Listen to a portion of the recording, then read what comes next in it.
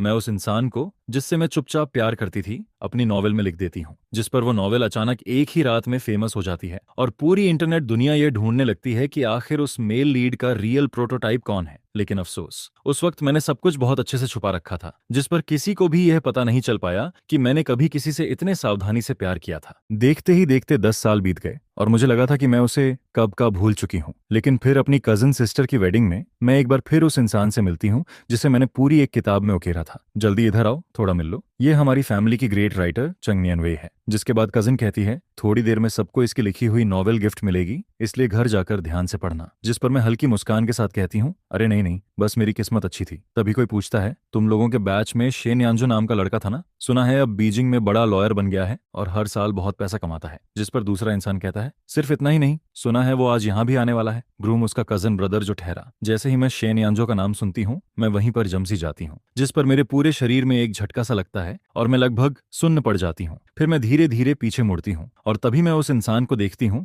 जिससे मिले हुए पूरे 10 साल हो चुके थे, लेकिन वो अचानक बिना किसी वार्निंग के मेरे सामने खड़ा था। शेन यानजो बिल्कुल वैसा ही दिख रहा था जैसा मेरी यादों में था। वही शार्प फेस, वही साफ नैन नक्श, बस अब उसके चेहरे से टीनेज वाला भोलेपन गायब हो चुका था और उसकी जगह एक मैच्योर आदमी की सीरियसनेस और शार्पनेस आ चुकी थी, जिस पर उसकी नजरें कुछ पल के लिए मेरे ऊपर टिक जाती हैं। मैं अनजाने में अपनी मुट्ठी कस लेती हूँ। दिमाग में उससे बात शुरू करने के ना जाने कितने तरीके घूमने लगते हैं, लेकिन वो मुझे एक शब्द बोलने का मौका तक नहीं देता। उसकी नजरें जल्दी से मेरे ऊपर से हटती हैं और वो उस रिलेटिव की तरफ देखने लगता है जिसने अभी उसका नाम लिया था। जिस पर कोई हंसते हुए कहता है अरे बीजिंग में तुम्हारा बिजनेस काफी अच्छा चल रहा है लगता है। मेरे गले में अटके सारे शब्द वहीं रुक जाते हैं। ऐसा लगता है जैसे किसी ने मेरे दिल को जोर से दबा दिया हो और वो भारी होकर नीचे डूबता जा रहा हो। और आखिर मैं कौन होती हूँ यह उम्मीद करने वाली कि उसे अभी भी मैं याद होंगी। जिस पर मेरा सीना अचानक घुटने लगता है। मैं धीरे से कहती हूँ मैं वॉशरूम होकर आती हूँ। इसके बाद मैं तुरंत वहां से मुड़कर निकल जाती हूँ जैसे किसी चीज से भाग रही हूँ। बाहर जाकर मैं खुद को शांत करने की कोशिश करती हूँ, लेकिन तभी मैं देखती हूँ कि शेन यानजो खास तौर पर बाहर एक खूबसूरत लड़की को लेने आया है और मैं उसे तुरंत पहचान जाती हूँ। सुवंकन है, मेरी हाई स्कूल की सबसे करीबी दोस्त। जिस पर वो मुझे देखकर कहती है अरे चेंग नियन वेई, ये मैं हूँ। फिर वो मुस्कुराते हुए बोलती है बहुत समय बाद मिले।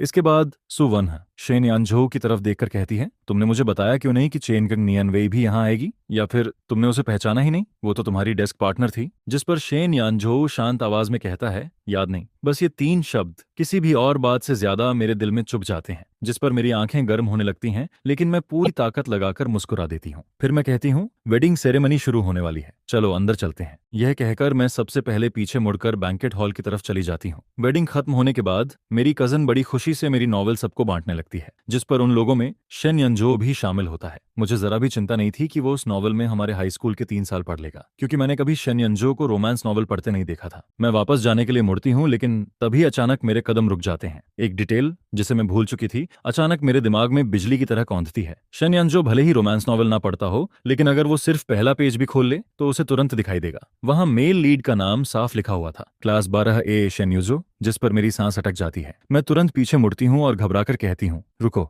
1 मिनट रुको। फिर मैं जल्दी से कहती हूँ अब जब आप यहाँ आ ही गए हैं तो मैं आपके लिए साइन भी कर देती हूँ। उस नाम को पूरी तरह ढकने के बाद ही मैं राहत की सांस लेती हूँ, लेकिन जैसे ही मैं दोबारा ऊपर देखती हूँ मेरा पूरा शरीर जम जाता है। पता नहीं कब पास पूरा माहौल शांत हो चुका था। सभी लोग हैरानी से मुझे देख रहे थे। जिस पर कोई कहता है चेंग नियन वेई, तुम अब लोगों को सच में सरप्राइज कर देती हो, तुम तो पूरी बदल गई हो। मेरे हाथ में पकड़ी किताब हल्का कांपने लगती है। वही पुराना दर्द फिर से दिल में उठने लगता है। हाँ, मैं बदल चुकी हूँ। पहले मैं बहुत चुप रहने वाली लड़की थी, ऐसी कि चाहे कोई कितना भी पूछे मेरे मुंह से आधा शब्द भी नहीं निकलता था। यहाँ तक कि शेन यानजो को पसंद करने की बात हो या उससे 2 बातें करने की, मुझे पहले अपने दिल में ना जाने कितनी बार प्रैक्टिस करनी पड़ती थी। उन लड़कियों के मुकाबले जो सीधे उसके सामने जाकर बात कर लेती थी, मैं हमेशा बहुत डरपोक थी। शेन यानजो के सामने मैं एक ऐसे स्नेल की तरह थी जो अपने खोल में छिपा रहता है। लेकिन अब मैंने खुद को बदलने की बहुत कोशिश की थी। मैं पहले से ज्यादा ओपन हो चुकी थी, यहाँ तक कि अनजान जगहों पर भी नॉर्मल तरीके से हंस बोल सकती थी। लेकिन पता नहीं क्यों, जैसे ही मैं शेन यानजो को देखती हूँ मैं फिर से वही पुरानी क्लमसी चेन नियन वेई बन जाती हूँ, जिस पर मेरा दिल कसने लगता है और मैं अनजाने में किताब को और जोर से पकड़ लेती हूँ। तभी शेन यानजो धीरे से कहता है मैं इसे ध्यान से पढ़ूंगा।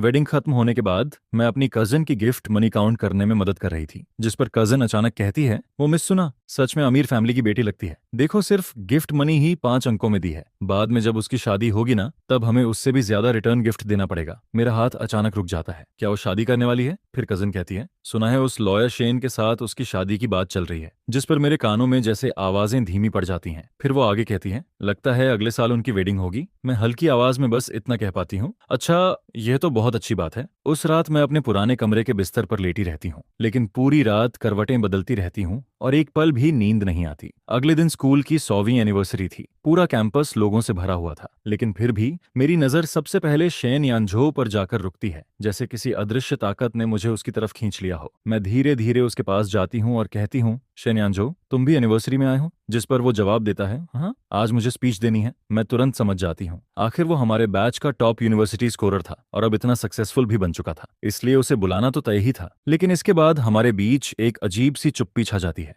तभी कुछ स्टूडेंट्स डेस्क और चेयर्स उठाकर ले जाते दिखाई देते हैं, जिस पर मैं पूछती हूँ, यह सब क्या हो रहा है? एक टीचर जवाब देता है, स्कूल की नई बिल्डिंग अब तैयार हो चुकी है, इसलिए पुरानी बिल्डिंग जल्द ही तोड़ी जाएगी। मैं बच्चों से अंदर की सारी डेस्क बाहर निकलवा रहा हूँ। अगर तुम दोनों देखना चाहते हो तो अभी देख लो, बाद में यह जगह नहीं रहेगी। मैं तुरंत कहती हूँ, मैं अंदर जाकर देखना चाहती हूँ, तुम चलोगे? जिस पर वो चुपचाप मेरे पीछे चल पड़ता है। हम दोनों एक के बाद एक पुराने क्लासरूम की तरफ बढ़ते हैं और जैसे ही मैं दरवाजा खोलकर अंदर जाती हूँ, ऐसा लगता है जैसे मैं फिर से हाई स्कूल के दिनों में लौट आई हूँ। मैं मुस्कुराकर कहती हूँ, यह मेरी डेस्क थी, देखो, इसके पास अभी भी वो कार्विंग मौजूद है। उस वक्त क्लास में एक रूमर फैला था। लोग कहते थे कि अगर अपनी डेस्क के पास उस इंसान का नाम लिख दो जिसे तुम पसंद करते हो, तो वो तुम्हारी फीलिंग्स महसूस कर लेगा। जिस पर मैं तुरंत अपने शरीर से डेस्क को ढक लेती हूँ। लेकिन तभी मैं देखती हूँ कि शेन यानझो किसी दूसरी दिशा में देख रहा है, जैसे वो किसी सोच में खो गया हो। मैं चुपके से राहत की सांस लेती हूँ, लेकिन दिल के अंदर हल्का दर्द फिर भी बना रहता है। फिर मैं धीरे से कहती हूँ, चलो अब चलते हैं। शेन नगनचू अपनी नजरें वापस खींचते हुए हल्का सा जवाब देता है, जिस पर मैं पहले मुड़कर वहां से निकल जाती हूँ। इसलिए मैं ये देख ही नहीं पाती कि जैसे ही वो क्लासरूम से बाहर निकलने वाला होता है, शेन यानझो अचानक पीछे मुड़कर क्लास के एक कोने में रखी डेस्क की तरफ देखने लगता है और उस डेस्क के पास चेंग नियन वेई का नाम खुदा हुआ था। टीचिंग बिल्डिंग से बाहर निकलते ही मेरी नजर एक पुराने बेनियन ट्री पर पड़ती है, जिसे देखकर मुझे अचानक पुरानी बातें याद आने लगती हैं। फिर मैं मुस्कुराकर कहती हूँ, तुम्हें एक फनी बात सुनाऊं? पहले स्पोर्ट्स मीट के टाइम हमारी क्लास को हमेशा स्टेडियम साफ करने का काम मिलता था ना। एक बार मैंने पूरा ग्राउंड साफ कर लिया था, लेकिन वापस क्लास में जाने का मन नहीं हुआ, इसलिए मैं इसी पेड़ के नीचे छुपकर नॉवेल पढ़ने लगी थी। जिस पर मैं हल्का हंसते हुए आगे कहती हूँ, पढ़ते पढ़ते पता नहीं कब मुझे नींद आ गई और आधी नींद में मुझे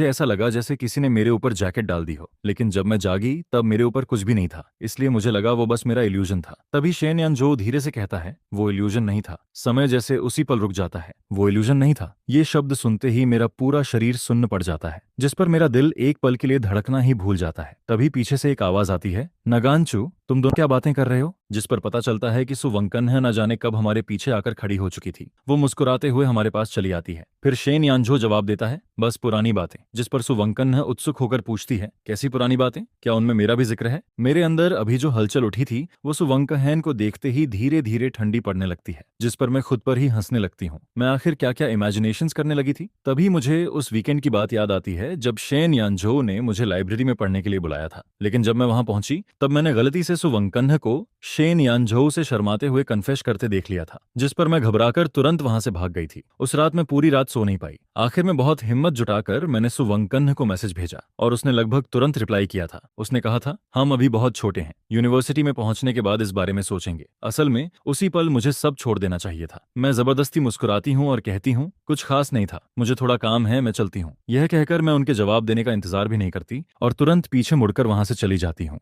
घर लौटने के बाद हमारे हाई स्कूल क्लास मॉनिटर का मैसेज आता है। वो सब पुराने क्लासमेट्स को अपने फैमिली के नए रिसोर्ट होटल में रियूनियन पार्टी के लिए इनवाइट कर रहा था। कई सालों से दोस्तों से ना मिलने की वजह से मैं भी तुरंत हाँ कर देती हूँ। अगले दिन मैं तय समय पर रिसोर्ट होटल पहुंचती हूँ, लेकिन जैसे ही मैं दरवाजा खोलकर अंदर जाती हूँ, मेरी नजर तुरंत शेन यानझो पर पड़ती है और उसके बगल में सू वनखान बैठी हुई थी, जिस पर मैं खुद का मजाक उड़ाते हुए हल्की सी स्माइल देती हूँ और जाकर सबसे दूर वाली सीट पर बैठ जाती हूँ। इसके बाद मैं इधर उधर देखकर हॉट वाटर ढूंढने लगती हूँ। तभी शेन यानझो अचानक कहता है, यहाँ मौजूद हर लेडी के लिए एक कप हॉट वाटर ला दीजिए। मेरी हरकत एक पल के लिए रुक जाती है। तभी क्लास मॉनिटर मजाक मजाक को उड़ाते हुए कहता है, वाह भाई, अभी तो मैं सिर्फ सुवंकन को थोड़ा ज्यादा पानी पीने के लिए बोल रहा था और तुमको उसकी इतनी चिंता हो गई। सिर्फ उसे हॉट वाटर देने के लिए सबको वाटर सर्व करवाओगे क्या? जिस पर शेन यानझो हल्की मुस्कान के साथ कहता है, बस तुम ही सबसे ज्यादा बोलते हो। मैं अचानक महसूस करती हूँ कि शेन यानझो असल में कम बोलने वाला इंसान कभी था ही नहीं, बस उसका यह साइड मैंने कभी नहीं देखा था। मैं चुपचाप नजरें हटा लेती हूँ और सामने रखा हॉट वाटर पी लेती हूँ। पानी मेरे पेट को गर्म जरूर करता है, लेकिन दिल के अंदर जो खालीपन था उसे बिल्कुल भी गर्म नहीं कर पाता। कुछ देर बाद क्लास मॉनिटर गेम खेलने का सजेशन देता है,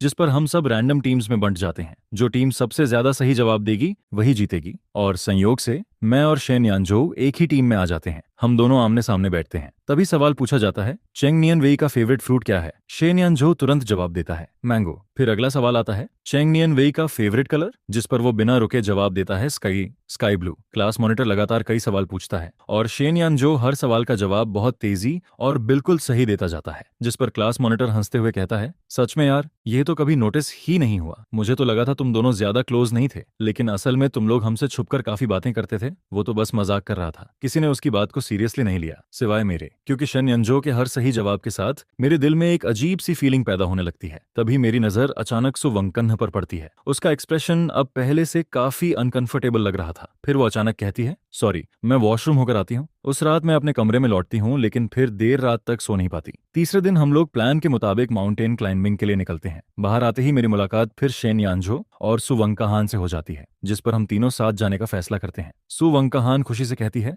देखा, मैंने कहा था ना, सुबह का व्यू बहुत खूबसूरत होता है। जिस पर शेन यानझो मुस्कुराकर जवाब देता है, अगर तुम ना होती तो मैं यह व्यू देख ही नहीं पाता। फिर वो मजाक में कहता है, सब तुम्हारी वजह से है। मैं चुपचाप उनके पीछे चलती रहती हूँ और खुद को एक सुपर बल्ब जैसा महसूस करती हूँ। तभी अचानक शेन यानझो पीछे मुड़कर मुझसे पूछता है, सुना है तुम्हारी वो नॉवेल फिर से रिप्रिंट होने वाली है, कॉपीराइट कॉन्ट्रैक्ट साइन हुआ क्या? मैं जवाब देती हूँ, हाँ, बात तो चल रही है, लेकिन पब्लिशर अभी प्रोसीजर कंप्लीट कर रहा है। जिस पर वो सीरियस होकर कहता है, कॉन्ट्रैक्ट साइन करते वक्त रॉयल्टी परसेंटेज और ऑथोराइजेशन पीरियड ध्यान से देखना, वरना लोग आसानी से चीट कर देते हैं। मैं अनजाने में जवाब दे देती हूँ, तो शायद मुझे एक लॉयर हायर कर लेना चाहिए। तभी अचानक सुवंकन दर्द से बोल उठती है, नक्चू, मेरा पैर मुड़ गया है, शायद मैं आगे नहीं चल पाऊंगी। जिस पर शेन यानझो तुरंत कहता है, मैं तुम्हें नीचे ले चलता हूँ। फिर मैं भी कहती हूँ, मैं भी मदद करती हूँ। इसके बाद हम तीनों जल्दी जल्दी नीचे उतरने लगते हैं। मैं पीछे चल रही होती हूँ और सामने शेन यानझो को सुवंकन को पीठ पर उठाकर नीचे ले जाते देखती हूँ। जिस पर मुझे अचानक क्लास 10 के स्पोर्ट्स मीट की एक पुरानी याद आ जाती है। उस वक्त मैं 800 मीटर रेस में भाग ले रही थी, लेकिन फिनिश लाइन पर पहुंचते ही गिर गई थी। और उसी समय शेन यानझो सबसे आगे बढ़कर मुझे अपनी पीठ पर उठाकर मेडिकल रूम ले गया था। उस दिन उसकी पीठ से आती साफ और हल्की खुशबू मेरे यूथ लव की सबसे गहरी याद बन गई थी। मैं अपनी मुट्ठियां कस लेती हूँ और खुद को ज्यादा सोचने से रोककर चुपचाप उनके पीछे चलती रहती हूँ। होटल वापस पहुंचने के बाद शेन यानझो पहले सुवंकन को उसके कमरे तक छोड़ता है। फिर मैं उसके साथ डॉक्टर ढूंढने जाती हूँ। मेडिसिन ऑयल लेने के बाद शेन यानझो को अचानक एक फोन कॉल आ जाता है, जिस पर मुझे अकेले ही होटल रूम वापस जाना पड़ता है। मैं सुवंकन के पैर पर मेडिसिन लगा रही होती हूँ, तभी वो अचानक कहती है, वैसे नियम भी, मुझे अपना कॉन्टैक्ट दे दो ना। मैं थोड़ा रुककर पूछती हूँ, क्यों, कोई काम है क्या? जिस पर वो मुस्कुराकर कहती है, अब हम सब बीजिंग में ही रहते हैं तो मिलना आसान रहेगा, और कुछ महीनों बाद मैं और नग्नचू एक स्पेशल ओकेजन सेलिब्रेट करने वाले हैं, तब तुम्हें मैं डिनर पर बुलाएंगे। मैं तुरंत जवाब देती हूँ, उसकी जरूरत नहीं है, बीजिंग इतना बड़ा है, शायद बाद में हमारी मुलाकात कभी ना हो। अगर और कोई काम नहीं है तो मैं चलती हूँ। उस वक्त मेरे दिमाग में सिर्फ एक ही ख्याल था, मुझे यहाँ से निकलना है। इसके बाद मैं तुरंत अपना सामान पैक करती हूँ और कहती हूँ, मेरी खातिरदारी के लिए धन्यवाद, लेकिन बीजिंग में मुझे थोड़ा काम है, इसलिए मैं पहले जा रही हूँ। मैं कार में बैठकर बाहर का व्यू देख रही होती हूँ, तभी अचानक फोन बज उठता है। हेलो, दूसरी तरफ से आवाज आती है, नियमवी, क्या तुम फिल्म डायरेक्टर श्याजिंग को जानती हो? मैं एक पल के लिए चौंक जाती हूँ। भला मैं उसे कैसे न जानती। 2 साल पहले इंस्पिरेशन लेने के लिए मैं हैंगडियन गई थी, जहां मैंने कुछ महीनों तक एक्स्ट्रा आर्टिस्ट का काम किया था, और वहीं मेरी मुलाकात श्याजिंगशेन से हुई थी, जो उस वक्त अभी बिल्कुल अननोन डायरेक्टर था। हम दोनों की काफी अच्छी जमती थी, जिस पर हमारी पहली मुलाकात में ही हम दोनों एक्स्ट्रा आर्टिस्ट बनकर डेड बॉडी का रोल करते थे और कई कई घंटों तक एक ही जगह पड़े रहते थे। लेकिन बाद में हाकांग थाम ने बेस्ट न्यू डायरेक्टर का अवार्ड जीत लिया। उसकी फेम हर जगह फैल गई और फिर मैंने भी उसे डिस्टर्ब करना सही नहीं समझा। मैं हल्का सा जवाब देती हूँ, हाँ हाँ, थोड़ी बहुत जान पहचान है, क्या हुआ? जिस पर दूसरी तरफ से तुरंत आवाज आती है, उसने हमारे पब्लिशिंग हाउस से कांटेक्ट किया है, वो तुम्हारी नॉवेल को फिल्म में अडेप्ट करना चाहता है, तुम जल्दी बीजिंग वापस आ जाओ, ऐसा मौका बार बार नहीं मिलता। यह सुनते ही मैं तुरंत कहती हूँ, ठीक है, मैं अभी वापस आती हूँ। कॉल कट करने के बाद मैं तुरंत रात 8 बजे की फ्लाइट बुक कर लेती हूँ। जब कजन को पता चलता है कि मैं इतनी जल्द बीजिंग वापस जा रही हूँ तो वो मुझे लोकल स्पेशलिटीज खरीदने के लिए मार्केट ले जाती है। शॉपिंग खत्म होने के बाद वो मुझे खाने के लिए भी ले जाती है, लेकिन रास्ते में एक नूडल शॉप के सामने से गुजरते हुए मुझे अचानक एहसास होता है कि यह वही जगह है जहां मैं और शेन यानजो हाई स्कूल के दिनों में अक्सर आया करते थे। हालांकि हम दोनों साउथ साइड से थे, लेकिन हमें नूडल्स बहुत पसंद थे और मजेदार बात यह थी कि जब भी मैं यहाँ आती थी 10 में से 9 बार मुझे शेन यानजो जरूर मिल जाता था। खाना खत्म होने के बाद मैं काउंटर पर जाकर पेमेंट करने लगती हूँ। तभी शॉप ओनर मुझे कई बार गौर से देखती है और अचानक उत्साहित होकर बोल पड़ती है, अरे ये तुम हो ना, वही स्कूल वाली लड़की, बहुत साल हो गए तुम्हें यहाँ नूडल्स खाने आए हुए। फिर वो मुस्कुराकर पूछती है, तुम्हारा बॉयफ्रेंड कहाँ है? तुम दोनों अभी भी साथ हो ना? मैं चौंक कर पूछती हूँ, बॉयफ्रेंड? जिस पर वो तुरंत जवाब देती है, अरे वही लड़का जो हमेशा तुम्हारे पीछे पीछे आता था, हर बार तुम्हारी तरह सेम नूडल्स ऑर्डर करता था और सामने बैठकर चुपके चुपके तुम्हें देखता रहता था। मुझे तो लगा था तुम दोनों कपल हो। मेरे कदम अचानक रुक जाते हैं, जिस पर मेरे दिमाग में एक ऐसा ख्याल आता है जिस पर यकीन करना मुश्किल था, लेकिन अगले ही पल मैं खुद ही उसे झटक देती हूँ। वो इंसान शेन यानजो कैसे हो सकता है? शायद शॉप ओनर ने गलत पहचान लिया होगा। तभी कजन हंसते हुए कहती है, नीमवी, सच में तुम्हारी ओल्ड रोमांस स्टोरी अभी तक खत्म नहीं हुई लगती। मैं अपने हाथ में पकड़ा बैग कसकर पकड़ लेती हूँ और आखिर में बस सिर हिलाकर कहती हूँ, सब खत्म हो चुका है। शॉपिंग के बाद मैं अकेले स्कूल स्टेडियम पहुंचती हूँ। फिर मैं बेनियन ट्री के नीचे बैठकर धीरे धीरे मिट्टी खोदने लगती हूँ। 10 साल पहले मैंने और शेन यानझो ने यहाँ एक टाइम कैप्सूल दबाया था। उस वक्त हमने प्रॉमिस किया था कि 10 साल बाद इसे साथ में खोलेंगे,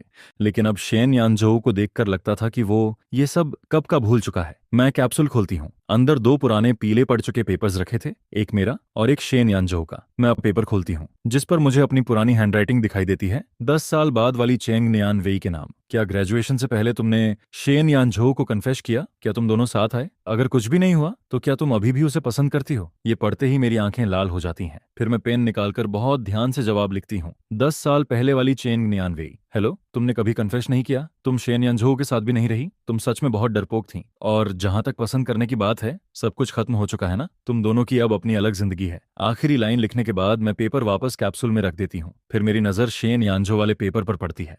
मैं काफी देर तक सोचती रहती हूँ, लेकिन आखिर में उसे खोलती नहीं, क्योंकि यह कैप्सूल वैसे भी धीरे धीरे मिट्टी में खत्म हो जाने वाला था। जब मैंने इसे निकाला तब इसके कई वर्ड्स पहले ही मिट चुके थे। शायद कुछ समय बाद यह सब सच में धूल बन जाएगा। इसके बाद मैं फिर से कैप्सूल को मिट्टी में दबा देती हूँ और वहां से चली जाती हूँ।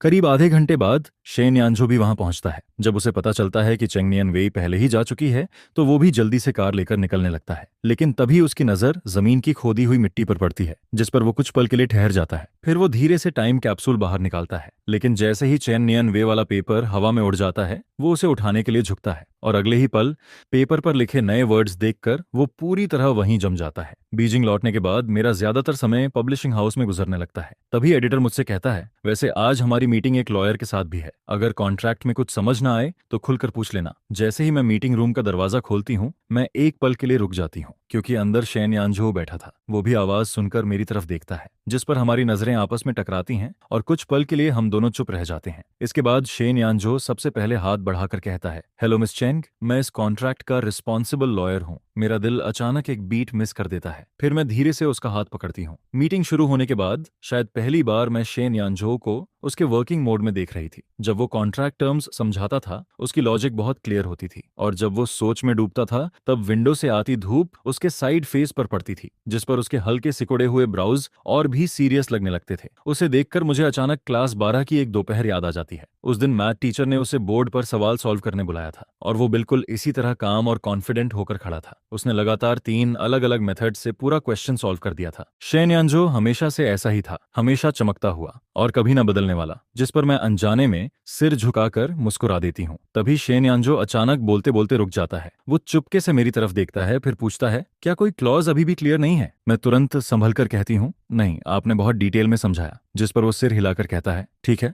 फिर मैं ये कॉन्ट्रैक्ट चीफ एडिटर को दे देता हूँ, आप लोग थोड़ा वेट कीजिए। जैसे ही बाकी लोग बाहर जाते हैं, मीटिंग रूम फिर से शांत हो जाता है। कुछ देर बाद शेन यानझो धीरे से पूछता है, कुछ दिन पहले तुम अचानक वहां से क्यों चली गई थी? फिर वो तुरंत जोड़ता है, क्लास मॉनिटर ने मुझसे पूछने को कहा था, कहीं तुम्हें वहां अनकंफर्टेबल तो नहीं लगा? मैं जल्दी से जवाब देती हूँ, नहीं नहीं, ऐसी कोई बात नहीं थी, बस मुझे अचानक जरूरी काम आ गया था। शेन यानचो हल्का सा सिर हिलाता है और फिर हमारे बीच एक बार फिर वही अजीब सी चुप्पी फैल जाती है। कुछ पल बाद वो धीरे से कहता है, आज सच में तुम्हारा धन्यवाद। तभी अचानक मेरे दिमाग में एक बात आती है। मैंने अब तक ध्यान ही नहीं दिया था कि लॉयर शेन का नाम और मेरी नॉवेल के मेल लीड का नाम लगभग एक जैसा सुनाई देता है, जिस पर मेरा दिल अचानक कस जाता है। तभी शेन यानझो अचानक मेरी तरफ देखकर पूछता है, क्या तुम्हें अभी भी मुझसे कुछ कहना है? मैं घबराकर तुरंत कहती हूँ, चलो ऑफिस चलते हैं। उस दिन मीटिंग खत्म होने के बाद शेन यानझो कहता है, अगली बार मैं तुम्हें खाने पर इनवाइट करूंगा। मैं अनजाने में पूछ बैठती हूँ, अगली बार कब? लेकिन जैसे ही वो कुछ बोलने लगता है, मैं तुरंत स्क्रीन राइटर को पकड़कर वहां से निकल जाती हूँ, जिस पर शेन यानझो चुपचाप अपने होंठ भींच लेता है और उसकी आंखों में हल्की उदासी उतर आती है। दूसरी तरफ स्क्रीन राइटर अचानक मुझसे पूछता है, मिया सच सच बताओ, क्या तुम पहले से लॉयर शेन को जानती थी? फिर वो आगे कहता है, मुझे काफी पहले से कुछ अजीब लग रहा था। मैं धीरे से जवाब देती हूँ,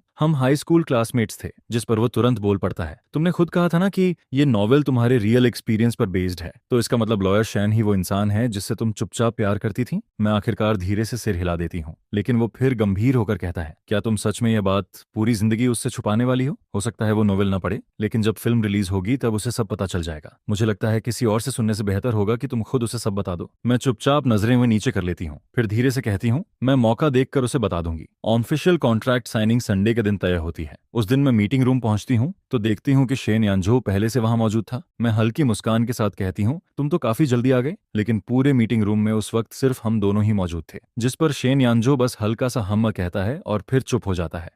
मैं होंठ भींचकर नीचे देखती हूँ और फोन निकालने ही वाली होती हूँ कि तभी शेन यानझो अचानक मेरी नॉवेल उठाकर कहता है, तुम्हारी ये नॉवेल। मैं एकदम चौंक कर उसकी तरफ देखती हूँ, लेकिन तभी दरवाजा खुलता है और कोई आवाज देता है, चेंग नियनवे डायरेक्टर आ गए। जिस पर मेरे अंदर की बेचैनी और बढ़ जाती है। मैं तुरंत मुड़कर दरवाजे की तरफ देखने लगती हूँ। तभी हाकांग थाम अंदर आते ही मुस्कुराकर कहता है, चेंग नियनवे, ये कैसी नजरों से देख रही हो? मुझे देखकर खुश नहीं हुई क्या? मैं जल्दी से संभल कर कहती हूँ, अरे नहीं नहीं, आओ बैठो यहाँ। फिर हाकांग थाम बैठते हुए शन यानझो की तरफ देखकर पूछता है, तुम दोनों पहले से एक दूसरे को जानते हो क्या? जिस पर शन यानझो शांत रहता है और मैं जवाब देने से पहले ही हाकांग थाम मेरी तरफ देखकर कहता है, वैसे चंग नियनवे, बाद में तुम्हारा कोई काम तो नहीं है? मैं सिर हिलाकर कहती हूँ, नहीं। जिस पर वो तुरंत बोलता है, अच्छा है, फिर कॉन्ट्रैक्ट साइन होने के बाद तुम मेरे साथ चलना। मैं पूछना चाहती थी कि आखिर क्यों, लेकिन ना जाने क्यों आखिर में बस चुपचाप सिर हिला देती हूँ। यह सब देखकर शेन यानझो चुपचाप अपनी मुट्ठियां कस लेता है। फिर वो धीमे से पूछता है, अभी तुम क्या कहने वाली थी? लेकिन अगले ही पल वो खुद ही सिर हिलाकर कहता है, छोड़ो कुछ नहीं। ऑफिशियल कॉन्ट्रैक्ट साइन होने के बाद हाकांग थाम मुस्कुराकर कहता है, चलो अब वीचैट ऐड कर लेते हैं, आगे काम में कॉन्टैक्ट करना आसान रहेगा। मैं भी हल्का मुस्कुराकर जवाब देती हूँ, ठीक है। वीचैट ऐड करने के बाद मैं हाकांग थाम के साथ मीटिंग रूम से बाहर निकल जाती हूँ। बाहर आते ही वो अचानक मेरी तरफ मुड़कर कहता है, चेंग नियनवे, आखिर तुम्हारे दिमाग में चलता क्या है? या फिर तुम जानबूझकर मुझसे दूर भाग रही थी? मैं पूरी तरह चौंक जाती हूँ, जिस पर वो हल्की नाराजगी के साथ आगे कहता है, पहले खुद तुमने कहा था कि जब भी बीजिंग आओगी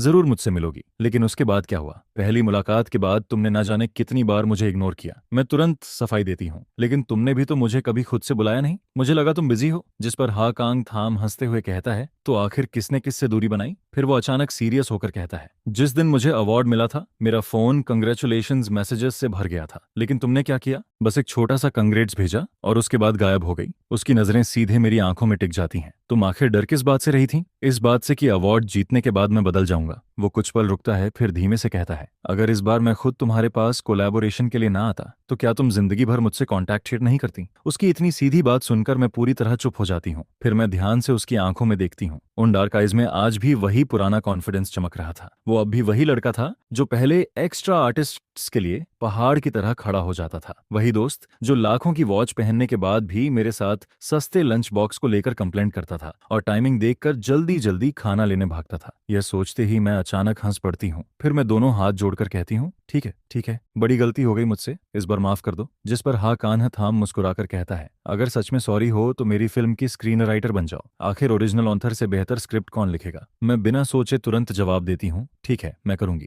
वीकेंड के दिन मौसम काफी अच्छा था, जिस पर हाकांग थाम पूरी फिल्म टीम को पास के कैंपिंग एरिया में पिकनिक के लिए बुलाता है। मैं वहां पहुंचते ही देखती हूँ कि हाकांग थाम सनग्लास ग्लासेस पहनकर एक चेयर पर आराम से लेटा हुआ था, बिल्कुल किसी रिच बॉस की तरह। और दूसरी तरफ शेन यानजो बिल्कुल सिंपल क्लॉथ्स पहनकर चुपचाप बीबीक्यू ग्रिल के पास काम कर रहा था। मैं हैरानी से एडिटर की तरफ देखकर पूछती हूँ, शेन यानजो यहाँ कैसे? जिस पर एडिटर मुस्कुराकर कहता है, कल मेरी उससे अचानक मुलाकात हो गई थी तो मैंने बस कैजुअल तरीके से पूछ लिया। मुझे लगा इतना बड़ा लॉयर बिजी होगा, लेकिन जैसे ही उसे पता चला कि तुम भी आ रही हो, वो तुरंत मान गया। फिर वो शरारती स्माइल के साथ कहता है, कहीं ऐसा तो नहीं कि तुम्हारा वन साइडेड लव असल में वन साइडेड था ही नहीं? मेरा दिल अचानक कस जाता है। मैं कुछ बोलने ही वाली होती हूँ कि तभी टेंट से सुवंकन्ह बाहर निकलती है। मैं तुरंत उसकी तरफ इशारा करके कहती हूँ, देखा, वो सुवन्हन्ह है, शेन यानझो की गर्लफ्रेंड। इसलिए मेरे लिए मैच मेकिंग करना बंद करो। दूसरों का रिलेशनशिप तोड़ने पर पाप लगता है। यह कहकर मैं जाकर हाकांग थाम के पास बैठ जाती हूँ। जब सब लोग इकट्ठा हो जाते हैं तब हाकांग थाम सबसे एक दूसरे का इंट्रोडक्शन करवाता है। फिर वो हंसते हुए कहता है, आज की गैदरिंग बस फ्यूचर वर्क के लिए है, इसलिए पहले सब एक दूसरे से फ्रेंडली हो जाओ, ज्यादा फॉर्मल होने की जरूरत नहीं है। तभी कोई सजेशन देता है, चलो ट्रूथ ऑन डेयर खेलते हैं, आइस ब्रेकिंग भी हो जाएगी। सब लोग तुरंत मान जाते हैं। कुछ राउंड्स के बाद माहौल काफी ज्यादा फन हो जाता है, लेकिन तभी टर्न शेन यानझो पर आ जाती है और वो बिल्कुल काम तरीके से पनिशमेंट एक्सेप्ट कर लेता है, जिस पर सब लोग एक दूसरे को देखने लगते हैं। कोई भी उससे क्वेश्चन पूछने की हिम्मत नहीं कर पा रहा था, क्योंकि उसकी शांत लेकिन शार्प पर्सनैलिटी लोगों को थोड़ा नर्वस कर देती थी। मैं माहौल संभालने के लिए कुछ बोलने ही वाली होती हूँ कि तभी किसी ने अचानक पूछ लिया, यहाँ मौजूद लोगों में क्या कोई ऐसा है जिसे तुम पसंद करते हो? ये सवाल सुनते ही पूरा माहौल अचानक शांत हो जाता है। शेन यानझो हल्का सा भौहें सिकोड़ता है, फिर शांत आवाज में कहता है, हाँ, यहाँ एक इंसान है जिसे मैं पसंद करता हूँ। उसकी नजरें पूरे समय सामने की तरफ ही रहती हैं और उसके बगल में बैठी सुवंकन्ह शर्म से नजरें झुका लेती है। दोनों को देखकर ऐसा लग रहा था जैसे वो पहले से ही एक दूसरे के दिल की बात जानते हों। जिस पर कोई जल्दी से माहौल बदलते हुए कहता है, ठीक है, नेक्स्ट पर्सन। कुछ देर बाद मैं उठकर पास वाले वॉशरूम की तरफ चली जाती हूँ, लेकिन सुवंकन्ह भी मेरे पीछे आ जाती है। फिर वो अचानक कहती है, सिस्टर नियमवी, हम बेस्ट फ्रेंड्स हैं ना? मैं चुप रह जाती हूँ। शायद पहले थे, लेकिन अब क्या हम सच में अभी भी फ्रेंड्स कहलाते हैं? तभी वो सीधे मेरी आंखों में देखकर कहती है, मुझे शेन यानझो पसंद है। ये बात मैं पहले भी तुमसे कह चुकी हूँ और आज फिर कह रही हूँ। फिर वो धीरे लेकिन साफ आवाज में कहती है, अगर तुम अभी भी मुझे फ्रेंड मानती हो तो उससे थोड़ा दूर रहो। उसकी बात सुनते ही मेरा शरीर हल्का सा जम जाता है और तभी मुझे ग्रेजुएशन से एक रात पहले की बात याद आती है। उस रात शेन यानझो ने मुझे मैसेज किया था कि उसे मुझसे कुछ जरूरी बात करनी है। उस वक्त हम दोनों काफी समय से ठीक से बात नहीं कर रहे थे, क्योंकि सुवंकन्ह और शेन यानझो के प्रॉमिस के बारे में जानने के बाद मैंने खुद ही उससे दूरी बनानी शुरू कर दी थी। लेकिन उसका मैसेज देखते ही मैं खुद को रोक नहीं पाई। मैं तुरंत टीचिंग बिल्डिंग के पीछे भागी और वहां पहुंचते ही मैंने शेन यानझो को पेड़ के नीचे खड़ा देख लिया था। लेकिन जैसे ही मैं उसके पास जाने वाली थी, सुवंकन्ह अचानक मेरे सामने आकर खड़ी हो गई। उस वक्त भी वो बिल्कुल आज जैसी स्माइल के साथ बोली थी, चेंगनियन वेई, मैं तुम्हें एक सीक्रेट बताना चाहती हूँ। फिर उसने शर्माते हुए कहा था, किसी ने मुझे बताया कि शेन यानझो आज रात मुझे कन्फेस करने वाला है। वो हर जगह जाकर मेरी पसंद नापसंद पूछ रहा है। इसके बाद उसने मेरा हाथ पकड़कर कहा था, अगर वो बाद में तुमसे कुछ पूछे तो उसे जरूर बताना कि मुझे क्या पसंद है और क्या नहीं। आखिर तुम मेरी बेस्ट फ्रेंड हो ना? उस पल मैं पूरी तरह जम गई थी। मेरे अंदर की सारी उम्मीदें उसी वक्त ठंडी पड़ गई थीं। जब सुवंकन्ह वहां से चली गई तब मैंने दूर खड़े शेन यानझो को देखा। वो नीचे सिर झुकाकर अपना फोन देख रहा था और अगले ही पल मेरे फोन पर उसका मैसेज आया। मेरी आंखें लाल हो गई थीं, लेकिन मैं उसी पल पीछे मुड़कर वहां से चली गई, क्योंकि मैं खुद अपने हाथों से शेन यानझो को किसी और तक पहुंचाने की हिम्मत नहीं रखती थी। इसलिए आखिर में मैं बस उसे एक सॉरी मैसेज भेज पाई कि मैं वहां नहीं आ सकती। शुरू से आखिर तक मैं हमेशा एक डरपोक इंसान ही रही। उस वक्त भी मुझ में इतनी हिम्मत नहीं थी कि पीछे मुड़कर शेन यानझो का एक्सप्रेशन देख पाती जब उसने मेरा मैसेज पढ़ा होगा। और आज भी मैं सुवन्ह की बात का जवाब देने की हिम्मत नहीं जुटा पा रही थी। फिर मैं धीरे से उसकी तरफ देखकर कहती हूँ, और मेरा क्या? तुम्हारी फीलिंग्स हैं तो क्या मेरी फीलिंग्स कुछ भी नहीं? मैं हल्का कांपते हुए आगे कहती हूँ, मैंने उससे दूर जाने की पूरी कोशिश की थी। मैंने जानबूझकर नानजिंग यूनिवर्सिटी चुनी और अगले पूरे 10 साल तक मैंने अब दोबारा कभी पीछे मुड़कर शेन यानझो को देखने की हिम्मत नहीं की। यहाँ तक कि मैं उससे उसकी कोई खबर तक पूछने की हिम्मत नहीं करती थी। मैंने अपनी इस फीलिंग को बहुत गहराई से छुपाकर रखा था। किसी को भी नहीं पता था कि मैंने भी कभी किसी को इतनी गहराई से प्यार किया था। सुवंकन, तुम्हें ये सब बातें कहने की जरूरत नहीं है। मैंने कभी भी तुम दोनों के बीच आने के बारे में नहीं सोचा था, पहले भी नहीं और अब भी नहीं। जैसे ही मैं ये कहकर मुड़ती हूँ, उसी पल मेरी नजर एक गहरी आंखों वाली निगाह से टकराती है, जिस पर मैं देखती हूँ कि शेन यानझो पता नहीं कब से वहां खड़ा था और ये भी नहीं पता कि उसने हमारी कितनी बातें सुन ली थी। वो बस वहीं खड़ा रहता है, बिल्कुल वैसे ही जैसे स्कूल के उन 3 सालों में जहां वो हमेशा चुपचाप मेरे दिल के एक कोने में बसा रहता था। यह देखकर अचानक मुझे सांस लेना तक भारी लगने लगता है। जिस पर शेन यानझो धीरे से बोलता है, लेकिन मैं बिना रुके वहां से मुड़कर चली जाती हूँ, जैसे मैंने उसे देखा ही ना हो। उसने शायद कभी इमेजिन भी नहीं किया था कि मैं उसे इस तरह इग्नोर कर दूंगी। जिस पर उसका दिल अंदर से अजीब तरीके से भारी हो जाता है। इसके बाद वो किसी से पूछता है, तुम अभी चेन न्यानवेई से क्या बात कर रही थी? जिसके जवाब में सामने से आवाज आती है, मैंने उससे पूछा था कि उसे शिया जिंगचे कैसा लगता है। और उसने क्या कहा? उसने कहा कि वो बचपन से ही उसे काफी पसंद करती है। वैसे भी उसे हमेशा से एनर्जेटिक और आउटगोइंग लड़के पसंद थे, बिल्कुल शिया जिंगचे जैसे। यह सुनते ही शेन यानझो का दिल और ज्यादा भारी हो जाता है, क्योंकि उसे अचानक वो पुराना दिन याद आने लगता है जब उसने चेन नियानवेई को प्रपोज करने का फैसला किया था। उस दिन उसने उसे मिलने बुलाया था, लेकिन चेन नियानवेई आई ही नहीं। उल्टा सबके सामने सुवान खान ने उसे प्रपोज कर दिया था। शेन यानझो, मैं तुम्हें पसंद करती हूँ। जिस पर उसने बिना हिचकिचाए जवाब दिया था, सॉरी, लेकिन मैं किसी और को पसंद करता हूँ, और वो चेंग नियानवेई है। इसके बाद सु वंकहान उससे पूछती है, क्या तुम्हें पता है उसे क्या पसंद है और क्या नहीं? अगर चाहो तो मैं तुम्हारी हेल्प कर सकती हूँ। जिस पर शेन यानजो थोड़ा हैरान होकर पूछता है, तुम्हें गुस्सा नहीं आएगा? वो मेरी सबसे अच्छी दोस्त है, अगर वो खुश रहेगी तो मुझे भी खुशी होगी। तो उसे किस तरह के लड़के पसंद है? उसे लाइवली, आउटगोइंग और बास्केटबॉल खेलने वाले लड़के पसंद हैं। यह सुनकर शेन यानझो पूरी तरह चुप हो जाता है, क्योंकि उन क्वालिटीज में से एक भी उसके अंदर नहीं थी। जिस पर उसे लगने लगता है कि शायद यही वजह थी कि चेंग नियानवेई हमेशा सबसे इतनी वार्मली बात करती थी, लेकिन सिर्फ उसके साथ ही दूरी बनाकर रखती थी, क्योंकि उसे शायद उसके जैसे लड़के पसंद ही नहीं थे। उस वक्त शेन यानजो बहुत डिसअपॉइंटेड हुआ था, और फिर उस इंसिडेंट के बाद उसने नोटिस किया कि चेंग नियानवे जानबूझकर उससे बचने लगी थी। यह सब देखकर वो और ज्यादा टूटने लगता है, लेकिन फिर भी उसने हार नहीं मानी। उसने अगले दिन भी डिसाइड किया कि वो प्रपोज जरूर करेगा, और ये बात उसने सिर्फ सुवंकान को बताई थी, क्योंकि वो चेंग नियानवेई की सबसे करीबी दोस्त थी। लेकिन उस दिन भी वो चेंग नियानवेई का इंतजार करता रह गया। इसके बाद समय बहुत तेजी से गुजरता गया। ग्रेजुएशन हुई, फिर कॉलेज, फिर काम। लेकिन इन सब सालों में वो दोबारा कभी चेंग नियानवेई से नहीं मिला, जिस पर उसे लगने लगा था कि शायद वो इस प्यार को धीरे धीरे भूल चुका है। लेकिन फिर एक दिन जब वो अपने होम टाउन में एक शादी अटेंड करने वापस आया, तभी भीड़ के बीच उसकी नजर पहली बार फिर से चेंग नियानवेई पर पड़ती है, और उसी पल उसका दिल जोर जोर से धड़कने लगता है। जिस पर उसे एहसास होता है कि वो आज भी चेंग नियानवे से उतना ही प्यार करता है। पूरे 10 साल बाद भी उसका प्यार बिल्कुल पहले जैसा ही था। शेन यानझो ने सोचा था कि 10 साल गुजरने के बाद सुवंकान की ये बातें सुनकर शायद उसे अब फर्क नहीं पड़ेगा, लेकिन वो गलत था। उसका दिल अभी भी अंदर से दर्द करता रहता है, जैसे कोई चीज उसे लगातार जकड़ रही हो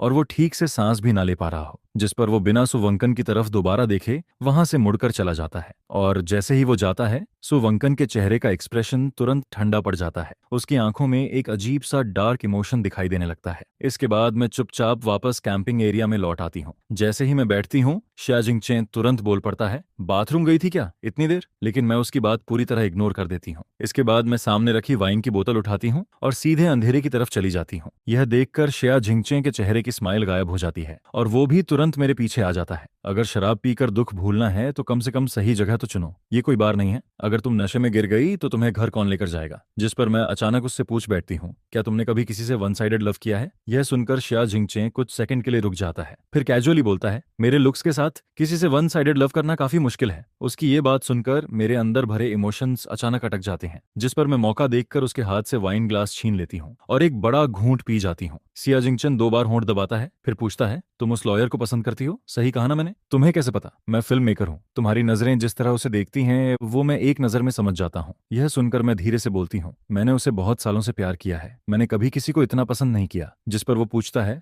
फिर तुम दोनों साथ क्यों नहीं हो सकते? क्योंकि वो उस लड़की को पसंद करता है जो आज उसके साथ आई थी, सुवंकन। हाँ। ये सुनकर शिया जिंगचे हल्का सा हंसता है, तो क्या हुआ अगर वो उसे पसंद करता है? अभी उनकी शादी थोड़ी हुई है, तुम अपने दिल की बात बोल क्यों नहीं देती? क्या यहाँ छुपकर शराब पीने से सब ठीक हो जाएगा? जिस पर मैं उसे घूरते हुए बोलती हूँ, तुम मुझे क्या किसी का प्यार चुराने वाली लड़की बनाना चाहते हो? अब शिया जिंगचे भी परेशान होने लगता है। ठीक है, मत रो, मैं कुछ नहीं कहता, लेकिन मैं खुद को रोक ही नहीं पाती। जिस पर अचानक शिया जिंगचे का पूरा शरीर स्टिफ हो जाता है। अगले ही पल वो सिर उठाता है और उसकी नजर शेन यानझो से टकराती है, एक ऐसी नजर जो बेहद ठंडी और डरावनी लग रही थी। शिया जिंगचे कुछ सेकंड तक उसे देखता रहता है, फिर हल्का सा मुस्कुराकर कहता है, अगर तुम्हारा और शेन यानझो का साथ होना लिखा ही नहीं है तो क्या तुम किसी और को पसंद करने की कोशिश करोगी? ये कहते वक्त उसका खुद का दिल तेजी से धड़क रहा था, लेकिन जैसे ही वो नीचे देखता है उसे पता चलता है कि चेंग नियानवे तो कब की उसकी बाहों में सो चुकी थी। यह देखकर वो हेल्पलेस होकर हल्का सा मुस्कुराता है, फिर उस जगह की तरफ देखता है जहां अब भी कुछ देर पहले शेन यानझो खड़ा था, लेकिन वहां वहां अब कोई नहीं था, जिस पर वो मन ही मन सोचता है, मैं ऐसा कर रहा हूँ, क्या इसे विलन वाला रोल माना जाएगा? लेकिन फेयर कंपटीशन में थोड़ी ट्रिक्स तो चलती हैं। अगले दिन घर लौटने के बाद मैं काफी देर तक फोन हाथ में लिए बैठी रहती हूँ। मैं शेन यान झो को मैसेज भेजना चाहती थी, लेकिन मेरी उंगली सेंड बटन पर जाकर रुक जाती है। आखिर में मैं वो सारे वर्ड्स एक एक करके डिलीट कर देती हूँ। अगर उसने सु वनखन की बातें सुन ली होंगी तो अभी मैसेज भेजना खुद की इंसल्ट करवाने जैसा होगा, और अगर उसने कुछ नहीं सुना तो हमारे बीच काम के अलावा किसी और रिलेशन की जरूरत भी नहीं थी, जिस पर आखिर वो मैसेज कभी सेंड ही नहीं होता। 1 महीने बाद क्रू आउटडोर शूटिंग के लिए कंट्री साइड पहुंचता है। उस दिन मैं टेम्पररी रेस्ट एरिया में बैठकर स्क्रिप्ट रिवाइज कर रही थी। तभी पता चलता है कि हीरोइन का स्कार्फ बस में छूट गया है। क्योंकि सबको डर था कि शिया जिंगचे गुस्सा हो जाएगा, इसलिए मैंने खुद वो काम करने का फैसला किया। लेकिन वापस लौटते वक्त अचानक एक घबराई हुई माउंटेन गोट मेरी तरफ भागती हुई आती है, जिस पर उसे बचाने के चक्कर में मेरा पैर फिसल जाता है और मैं सीधे पहाड़ी रास्ते से नीचे लुढ़क जाती हूँ। उसी समय शेन यंजो पब्लिशिंग हाउस में कॉन्ट्रैक्ट डिस्कस कर रहा होता है, लेकिन अचानक उसका दिल जोर से धड़कने लगता है, जिस पर वो अनजाने डर के साथ अपने सीने पर हाथ रखता है, जैसे उसे किसी अनहोनी का एहसास हो रहा हो। लेकिन उसके दिल में उठ रही वो बेचैनी किसी भी तरह खत्म नहीं होती। मीटिंग खत्म होने के बाद जैसे ही शेन यानझो पब्लिशिंग हाउस से बाहर निकलता है, तभी उसे खबर मिलती है कि चेंग नियानवेई फिल्म सेट से गायब हो गई है। यह सुनते ही उसका दिल एक पल के लिए रुक सा जाता है, जिस पर वो बिना कुछ सोचे तेजी से बाहर की तरफ भागता है। उधर धीरे धीरे रात गहरी होती जा रही थी। मैं दर्द से कराहते हुए होश में आती हूँ। जैसे ही मुझे एहसास होता है कि मैं एक खड़ी ढलान के नीचे घास और झाड़ियों के बीच पड़ी हूँ, मैं बड़ी मुश्किल से खुद को संभाल कर बैठती हूँ। हल्की सी रोशनी के सहारे मैं अपने घाव देखने लगती हूँ। मेरा दायां पैर बुरी तरह सूज चुका था। सिर्फ हल्का सा हिलाने पर भी ऐसा दर्द होता है जैसे हड्डियां टूट रही हों, जिस पर मैं पूरी ताकत लगाकर ऊपर चढ़ने की कोशिश करती हूँ, लेकिन पैर में उठता दर्द तुरंत मुझे पसीने से भिगो देता है। कई बार कोशिश करने के बाद भी जब मैं ऊपर नहीं चढ़ पाती तो आखिरकार हार मानकर वहीं पत्थर के सहारे बैठ जाती हूँ। ठंडी हवा में मैं अपने दोनों हाथों को कसकर पकड़ लेती हूँ और किसी मदद का इंतजार करने लगती हूँ, जो आएगी भी या नहीं इसका मुझे खुद नहीं पता था। धीरे धीरे मेरी कॉन्शियसनेस धुंधली पड़ने लगती है। उधर शिया जिंगचे को रिपोर्टर्स ने चारों तरफ से घेर लिया था। वो वहां से निकल ही नहीं पा रहा था, जिस पर शेन यानझो खुद लोगों को लेकर उस छोटे रास्ते पर निकल पड़ता है और हर छोटी से छोटी चीज को ध्यान से सर्च करने लगता है। समय लगातार गुजरता जाता है और आखिर में वहां सिर्फ वही अकेला बचता है। तभी अचानक सड़क किनारे से एक शीप दौड़ती हुई निकलती है। यह देखकर शेन यानझो एक पल के लिए चौंक जाता है, लेकिन फिर उसके दिमाग में अचानक कुछ क्लिक होता है, जिस पर वो तुरंत सड़क किनारे फैले उस घने जंगल की तरफ देखने लगता है, जिसका कोई अंत दिखाई नहीं दे रहा था। उसे अचानक एहसास होता है कि शायद उसे पता चल गया है कि चेंग नियानवेई कहाँ हो सकती है। इसके बाद वो बिना एक पल गनवाए तेजी से नीचे उतरने लगता है। रास्ते में पेड़ों की टहनियां उसके शरीर को कई जगह काट देती हैं, लेकिन उसे इसकी बिल्कुल परवाह नहीं होती। वो बस लगातार उसका नाम पुकारता रहता है, नियनवेई नियनवेई। कुछ देर बाद शेन यानझो लड़खड़ाते हुए मेरे पास पहुंचता है। उसके कांपते हाथ धीरे से मेरी गर्दन की पल्स चेक करते हैं और जैसे ही उसे मेरी हल्की सी धड़कन महसूस होती है, वो पूरी तरह थककर वहीं जमीन पर बैठ जाता है। नियनवे, मैं तुम्हें यहाँ से बाहर लेकर जाऊंगा। इसके बाद वो तुरंत लोकेशन भेजकर बाकी लोगों को खबर करता है और फिर बहुत संभाल कर मुझे अपनी पीठ पर उठा लेता है। कई घंटों तक लगातार सर्च करने की वजह से उसकी सारी ताकत लगभग खत्म हो चुकी थी। हर कदम उसके लिए बेहद भारी होता जा रहा था। उसकी शर्ट पूरी तरह पसीने से भीग चुकी थी और उसके पैर ऐसे लग रहे थे जैसे उनमें सीसा भर गया हो। लेकिन उसके दिमाग में सिर्फ एक ही बात चल रही थी, उसे मुझे हर हाल में यहाँ से बाहर निकालना था। आखिरकार जब वो वापस उस छोटे रास्ते तक पहुंचता है, तब उसका शरीर पूरी तरह जवाब दे देता है, जिस पर वो धीरे से मेरे पास गिर जाता है और मेरी तरफ गहराई से देखते हुए अपनी आंखें बंद कर लेता है। जब मैं दोबारा होश में आती हूँ तो सबसे पहले मेरी नजर हॉस्पिटल की सफेद छत पर पड़ती है। सिर घुमाते ही मैं शिया जिंगचे को वहां खड़ा देखती हूँ। वो धीरे से कहता है, मैंने तुम्हें कुछ दिनों की छुट्टी दे दी है, आराम करो। मैं मुश्किल से उठकर बैठती हूँ। तुम्हें परेशानी हुई? सॉरी। लेकिन शिया जिंगचे कुछ नहीं बोलता।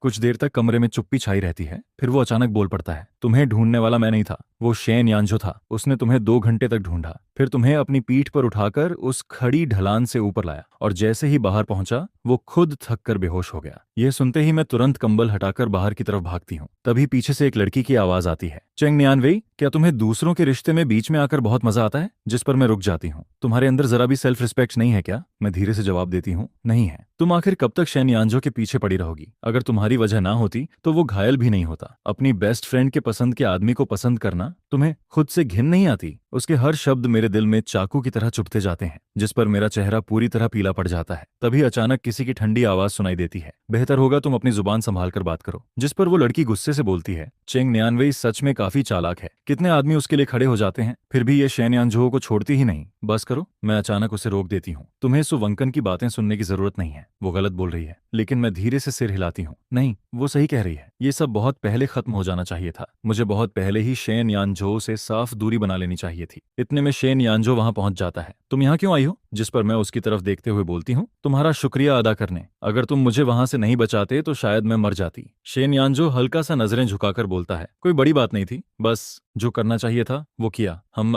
इसके बाद दोनों के बीच फिर से खामोशी छा जाती है। कुछ देर बाद वो बोलने ही वाला था, जब तुम ठीक हो जाओगी तब, लेकिन मैं अचानक उसे बीच में रोक देती हूँ। शेन यानजो, मुझे तुमसे कुछ कहना है। क्या? मैं गहरी सांस लेते हुए बोलती हूँ, असल में मैं तुम्हें पसंद करती थी। यह सुनते ही वो चौंक जाता है। पसंद करती थी? हाँ, शायद इसी वजह से जब हम दोबारा मिले तो कई बार मुझे समझ ही नहीं आया कि अभी 2025 चल रहा है या 2015। मुझे ये भी समझ नहीं आता था कि मेरे सामने खड़ा इंसान 18 साल का शेन यानजो है या 28 साल का। लेकिन अब मैंने सब समझ लिया है। पास्ट आखिर पास्ट ही होता है, उसे प्रेजेंट पर असर नहीं डालना चाहिए। मैं ऐसा नहीं कर सकती, ये तुम्हारे लिए अनफेयर होगा, इसलिए चलो सिर्फ दोस्त बनकर रहते हैं। यह सुनकर कमरे में लंबी चुप्पी छा जाती है। काफी देर बाद शेन यानजो भारी आवाज में पूछता है, सिर्फ दोस्त? मैं हल्की मुस्कान के साथ सिर हिला देती हूँ। हाँ, सिर्फ दोस्त। ठीक है, तो दोस्त। इसके बाद मैं धीरे से उठती हूँ। अब मैं तुम्हें डिस्टर्ब नहीं करूंगी।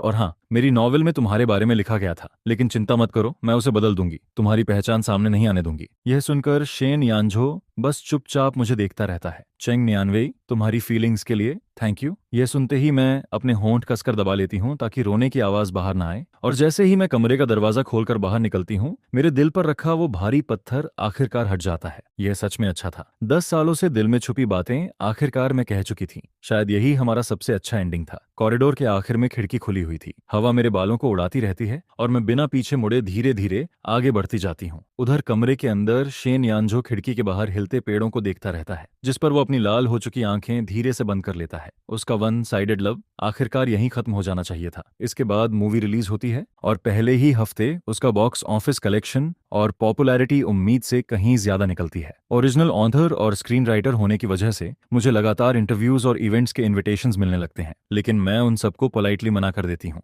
मैं खुद को बीजिंग वाले अपार्टमेंट में बंद कर लेती हूँ और घंटों कंप्यूटर स्क्रीन को ब्लैंक होकर देखती रहती हूँ। खिड़की के बाहर राजधानी की चमकती रात दिखाई देती है। रोशनी लगातार जगमगा रही थी, सड़कें गाड़ियों से भरी थीं, लेकिन मेरा दिल अंदर से और ज्यादा खाली होता जा रहा था। जिस पर मैं फोन उठाकर उस फेमिलियर चैट बॉक्स को खोलती हूँ। मेरे और शेन यानजो के बीच आखिरी मैसेज आधा साल पहले का था। मैं गहरी सांस लेकर फोन बंद कर देती हूँ और खुद को फिर से काम में डुबो देती हूँ। उसी समय शेन यानजो के सामने कॉफी टेबल पर वो नॉवल रखी होती है जिसे वो पता नहीं कितनी बार पढ़ चुका था। उसके पास ही मूवी का प्रमोशनल पोस्टर भी पड़ा था। वो फिल्म को 3 बार देख चुका था और हर बार जब भी वो मेल लीड का बदला हुआ नाम देखता, उसके दिल में हल्का सा दर्द उठता रहता। यही वो बात थी जिसके बारे में चेंग नियानवे ने कहा था कि वो उस पर असर नहीं पड़ने देगी। उसने नॉवेल में मेल लीड का नाम पूरी तरह बदल दिया था। स्टोरी के हर उस डिटेल को मिटा दिया गया था जिससे उसकी पहचान सामने आ सकती थी, जैसे वो इस मौके का इस्तेमाल करके हमेशा के लिए उसे अलविदा कहना चाहती हो। शेन यानजो काफी देर तक सोफा पर लेटा रहता है, जिसके बाद वह एक लंबी सांस छोड़ता है। तभी उसके बेस्ट फ्रेंड का फोन आता है। शेन यानजो, तुमने वो मूवी देखी?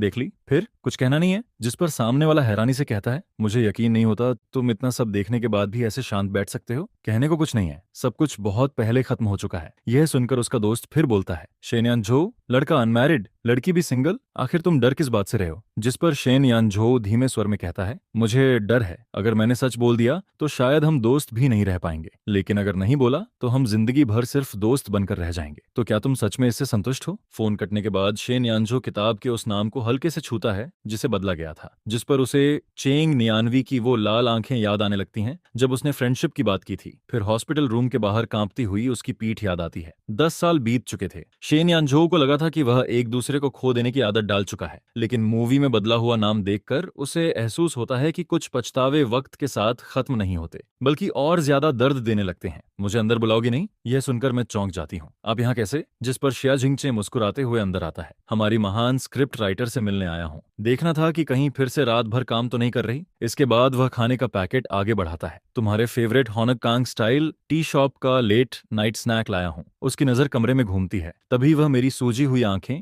और आंसुओं के निशान देख लेता है, जिस पर उसके चेहरे की मुस्कान हल्की पड़ जाती है, लेकिन वह कुछ पूछता नहीं। थैंक्स। कुछ देर की चुप्पी के बाद वह अचानक बोलता है, मूवी बहुत सक्सेसफुल रही, कंग्रेचुलेशंस। और इसके लिए आपको भी कंग्रेचुलेशंस। अगर आपने मुझे ये मौका नहीं दिया होता तो मुझे इतने सारे काम के ऑफर्स भी नहीं मिलते। जिस पर शिया जिंगचे काफी देर तक मुझे देखता रहता है, फिर धीरे से कहता है, अगर तुम सच में मुझे थैंक यू कहना चाहती हो तो मुझे तुम्हें परस्यू करने का मौका दे दो। यह सुनकर मैं पूरी तरह स्टंड रह जाती हूँ। क्या नियानवी, हम काफी लंबे समय से एक दूसरे को जानते हैं। हैंगडियन में एक्स्ट्रा रोल करने से लेकर आज साथ में मूवी बनाने तक मुझे हमेशा लगा कि हम दोनों एक जैसे हैं। दोनों के अंदर खुद को साबित करने की आग है। वह आगे कहता है, मुझे नहीं पता ये कब शुरू हुआ, लेकिन तुम्हें देखते देखते मेरी फीलिंग्स बदल गईं। मैं खुद को रोक नहीं पाया। जब तुम दुखी होती हो तो तुम्हें हंसाना चाहता हूँ। जब तुम्हें किसी और के करीब देखता हूँ तो अंदर से अनकंफर्टेबल फील करता हूँ। जिस पर वह मेरी आंखों में देखते हुए कहता है, नानवी, मैं तुम्हें सिर्फ दोस्त की तरह पसंद नहीं करता, मैं तुम्हें एक औरत की तरह पसंद करता हूँ। मैं उसे गंभीर नजरों से देखती रहती हूँ। मेरे दिल के अंदर सब कुछ उलझा हुआ था। शिया जिंगचे बहुत अच्छा इंसान था। वह ब्राइट था, टैलेंटेड था और हर चीज में परफेक्ट लगता था। अगर मेरे दिल में वो 10 साल पुराना वन साइड लव ना होता तो शायद मैं सच में उससे प्रभावित हो जाती। लेकिन जिंदगी में अगर और काश जैसी चीजें नहीं होती। जिस पर मैं धीरे से कहती हूँ,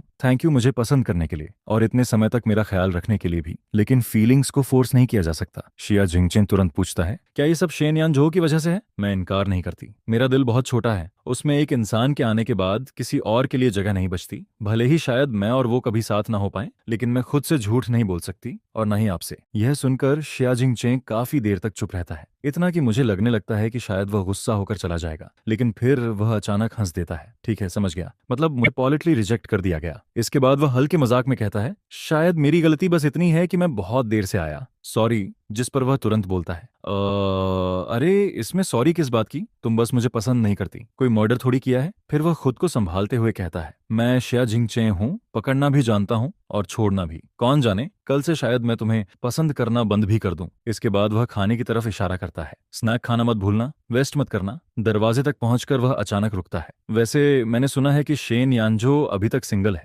उसका उस वान खान नाम की लड़की के साथ कभी कुछ था ही नहीं। यह कहकर वह चला जाता है और मैं वहीं खड़ी रह जाती हूँ। शुरुआती ऑटम में बीजिंग का मौसम ठंडा होने लगता है। एक दिन पब्लिशिंग हाउस के पास वाले कैफे में काफी समय बाद मेरी मुलाकात फिर से शेन यानजो से होती है। कुछ पल की ऑकवर्ड साइलेंस के बाद जैसे ही शेन यानजो कुछ कहने वाला होता है, तभी एक आवाज आती है, सारे प्रोसीजर्स पूरे हो गए, चलें। शिया जिंगचे मेरे पास आकर नेचुरली खड़ा हो जाता है, जिस पर मैं अनजाने में शेन यानजो की तरफ देखती हूँ और उसकी आंखों में अचानक उभरी उम्मीद को नोटिस कर लेती हूँ। मैं कुछ एक्सप्लेन करना चाहती थी, लेकिन शब्द होंठों तक आकर रुक जाते हैं। एक्सप्लेन क्या करूं और किस हक से? इसके बाद मैं धीरे से कहती हूँ, चलते हैं। शेन यानजो वहीं खड़ा हमें जाते हुए देखता रहता है। हमारी साथ जाती हुई बैग्स उसकी आंखों में चुभने लगती हैं। शाम होते ही शेन यानजो अकेले अपने फेमिलियर बार में पहुंच जाता है। उसका दोस्त गुस्से में बोलता है, बस करो अब, पहले क्या कर रहे थे तुम? मैंने कहा था ना, इतना कवर्ड मत बनो। अब देखो, वो शिया जिंगचे के साथ चली गई। अब यहाँ बैठकर खुद को शराब में डुबोते रहो। जिस पर शेन यानजो कुछ नहीं कहता। वह बस सिर झुकाकर चुपचाप विस्की का ग्लास उठाता है और बाकी बची शराब एक ही सांस में खत्म कर देता है। जब सुवंकन को फोन मिलता है और वह वहां पहुंचती है तो उसके सामने एक ऐसा आदमी होता है जो एक लड़की के लिए खुद को पूरी तरह तोड़ चुका था। वह दर्द से पूछती है, क्या तुम उसे इतना पसंद करते हो, इतना कि तुम्हें अपने आसपास कोई और दिखता ही नहीं?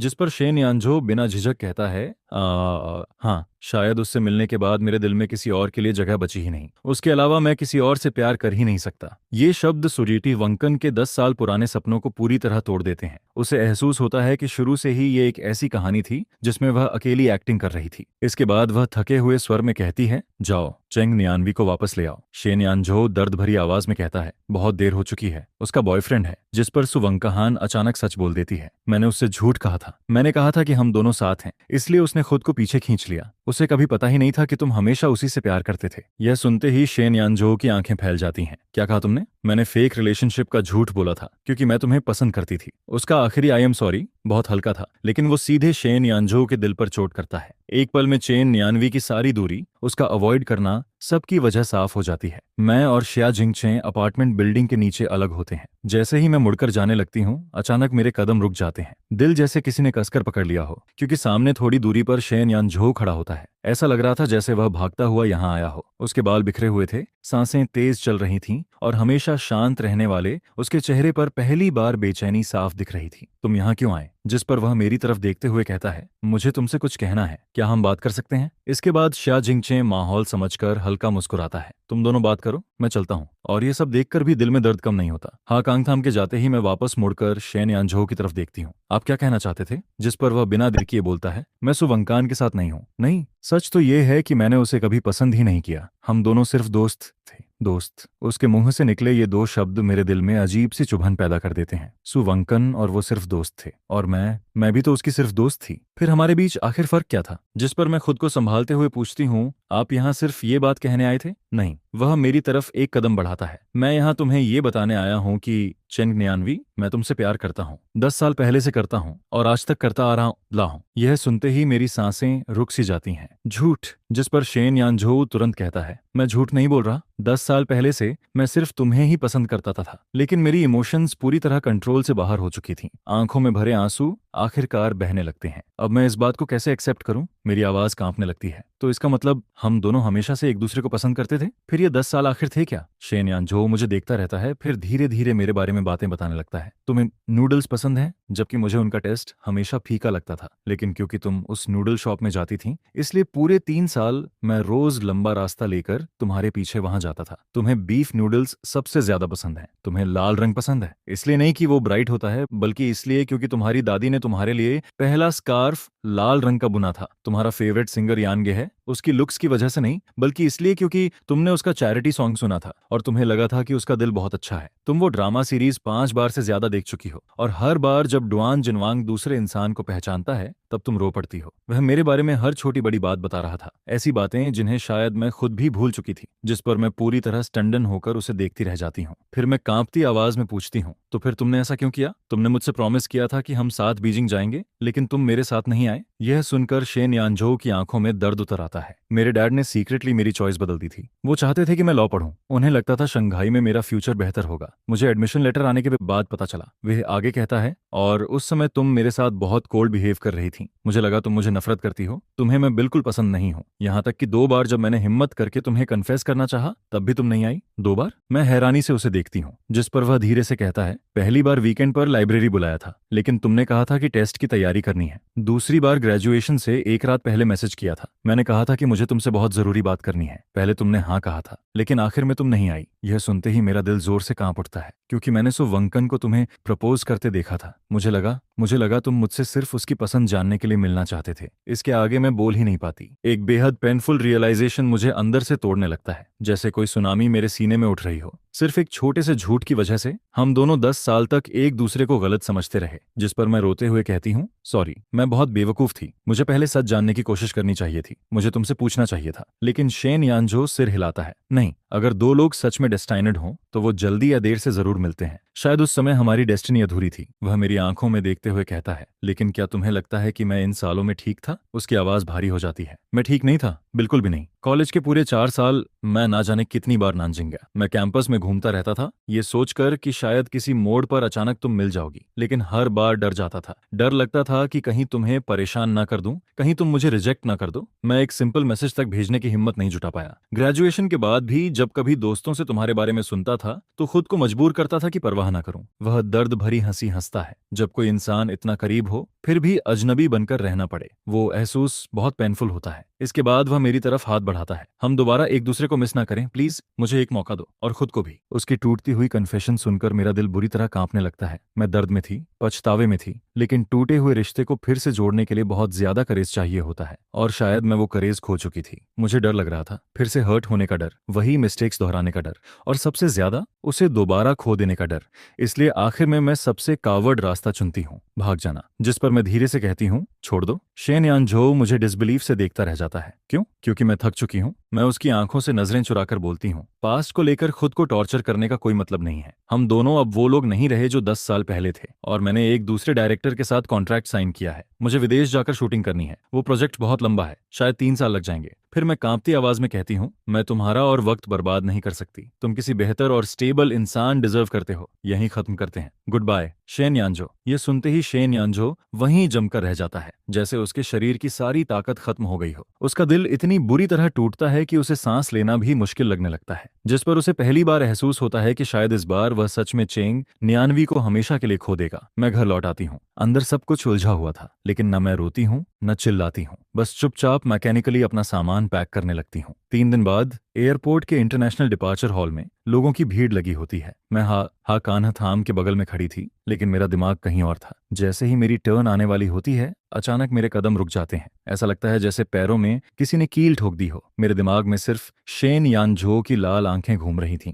और उसकी वो आवाज, हम दोबारा एक दूसरे को मिस ना करें प्लीज, जिस पर हा कांग थाम पीछे मुड़कर मुझे देखता है। नियनवी, ऐसा कोई फैसला मत लो जिसे बाद में रिग्रेट करना पड़े। जिंदगी बहुत लंबी होती है, लेकिन पूरी जिंदगी के सामने वक्त फिर भी कम पड़ जाता है। इसके बाद वह धीरे से मेरे हाथ से बोर्डिंग पास और पासपोर्ट ले लेता है। मैं तुम्हारी टिकट चेंज करवा देता हूँ। पहले वो सब बोलो जो दिल में दबा रखा है, अपने फीलिंग्स से भागना बंद करो। उसके बाद डिसाइड करना कि तुम्हें कौन सा रास्ता चुनना है। मैं उसे भावुक नजरों से देखती हूँ। हाँ, मैं 10 साल तक कावड़ बनी रही, 10 साल तक भागती रही। क्या अब भी मैं अपनी डर की वजह से अपनी पूरी जिंदगी की खुशी खो दूंगी? इसी पल मेरे अंदर दबा हुआ करेज अचानक स्प्रिंग की नई कॉम्पल की तरह बाहर निकलने लगता है। Thank you. मैं जल्दी से मुड़ती हूँ और वापस उसी दिशा में भागने लगती हूँ जहां से आई थी। भागते भागते मैं शेन यानझो को कॉल करती हूँ, लेकिन फोन उसकी असिस्टेंट उठाती है। असिस्टेंट की बात सुनते ही मेरा दिल जोर से कांप उठता है। वो अभी अभी एक जरूरी कॉल अटेंड करके बिना कुछ बोले ऑफिस से बाहर निकल गए। शायद कोई बहुत अर्जेंट काम था। यह सुनते ही मेरे कदम वहीं रुक जाते हैं। एक पल में बेचैनी, घबराहट और खालीपन मुझे पूरी तरह घेर लेता है। ऐसा लगने लगता है जैसे मैं फिर से उसे खो दूंगी। लेकिन तभी लगभग हार मान चुकी मेरी नजर अचानक दूर जाकर ठहर जाती है। भीड़ के बीच एक फेमिलियर सिलुएट तेजी से मेरी तरफ भागता हुआ दिखाई देता है। वो शेन यंजो था। वह लोगों के बीच से रास्ता बनाते हुए मेरी तरफ दौड़ रहा था। उसकी सांसें तेज चल रही थीं, बाल हवा से बिखर चुके थे, यहाँ तक कि उसकी शर्ट के बटन्स भी ठीक से बंद नहीं थे। उसके चेहरे पर वही बेचैनी थी जो इस वक्त मेरे अंदर थी। घबराहट, जल्दबाजी, डर, जिस पर मुझे महसूस होता है मैं ही नहीं, शेन यानझो भी मुझे ढूंढ रहा था। कुछ ही सेकंड में वह मेरे सामने आकर रुक जाता है। वह गहरी सांस लेते हुए मुझे देखता है, जैसे डर रहा हो कि अगर एक पल भी देर हुई तो मैं फिर से गायब हो जाऊंगी। जिस पर वह कांपती आवाज में कहता है, सॉरी, लेकिन मैं मान नहीं सकता कि हमारी कहानी ऐसे ही खत्म हो जाए। उसकी आंखें लाल हो चुकी थीं। चिंग नियानवी, मैं तुमसे प्यार करता हूँ, हमेशा से करता आया हूँ। अगले ही पल वह मुझे अपनी तरफ खींच लेता है और फिर 10 साल देर से आया वो किस आखिरकार हमारे बीच उतर आता है। जैसे 10 साल का इंतजार, दर्द, गलत फहमियां और अधूरी फीलिंग्स उसी एक पल में टूटकर बाहर आ रही हों। काफी देर बाद शेन यानझो धीरे धीरे मुझे देखता है। फिर आखिरकार उसके चेहरे पर एक हल्की सी मुस्कान आ जाती है, जिस पर मैं रोते रोते हंस पड़ती हूँ और अपना चेहरा उसके गर्म सीने में छुपा लेती हूँ। उसकी तेज धड़कनों को मैं साफ फील कर पा रही थी। हमारे आसपास एयरपोर्ट का शोर था, लोग लगातार आ जा रहे थे, अनाउंसमेंट्स की आवाजें गूंज रही थीं। लेकिन उस पल हमारी दुनिया में सिर्फ हम दोनों थे। जिस पर मैं धीमे से कहती हूँ, शेन यानझो, मैं भी तुमसे प्यार करती हूँ। 10 साल की गलतफहमियां, दर्द, दूरियां और अधूरी फीलिंग्स के बाद आखिरकार हम एक दूसरे को खोने से बचा लेते हैं। Thank you. मैं उसकी तरफ देखते हुए मुस्कुराती हूँ। मेरी यूथ में आने के लिए थैंक यू। फिर आंखों में आंसू लिए धीरे से कहती हूँ, और मेरी फ्यूचर में रुक जाने के लिए भी थैंक यू।